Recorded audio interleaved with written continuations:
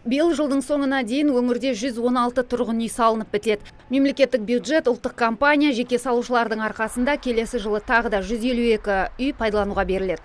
Құрылыс басқармасы бағдарламаны 5 бағытта жүзеге асыруда. Бірінші, ипотекалық үйлерге қол жеткізуді жеңілдету. Екінші, жеке инвестициялардың есебінен даму арқылы 7% жеңілдікпен көмек беру. Үшінші, тұрғын үй жинақ банкінің салымшыларының жиған ақшасы 30% құраса, әкімшілік іскерлік орталығы маңынан үйлер беріледі. Төртіншісі, әлеуметтік әлсіз топтарға арендалық бағытта пәтер беру. Әлсіз топтарына көмектесу үшін арендалық үйлер, тұрғын үй қорын құру арендалық. Бұл жерде бізде 88 үйдің құрылысы жүргізілуде. Сол жүргізіліп отқан үйлердің биылғы жылы 46-сын тапсыру жоспарлануда. Бұл дегеніміз 2800 пәтер.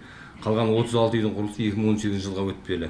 Және 5-ші бағыт келесі жылдан бастап пилоттық жоба ретінде жүзеге асырылады. Яғни Бозарық 2, Алтынтөбе елді мекендерінде бір стильді коттедждер бой көтермек. Алтынтөбе виллаж деп аталатын жобада 120 шаршы метрден тұратын 766 үй салынады. Әр шаршы метрі 120 мың теңге болатын коттедждерге тұрғын үй жинақ банк арқылы қол жеткізуге болады. Алғашқы құрылыс жұмыстары басталып кетті қазір. Ол жерде барлығы коттедж үйлер, негізінен жеке үйлер, 6 сот пен 10 соттың аралығында жер болады олардың. Бір стильде салынады, архитектурасы, анекенен бар жобасы бәрі бекітіліп отыр. Бірақ қазір жоба жұмысы, құрылыс жұмысы қатар, қазір жер дайындық жұмыстары және жоба жұмыстары жасалуда.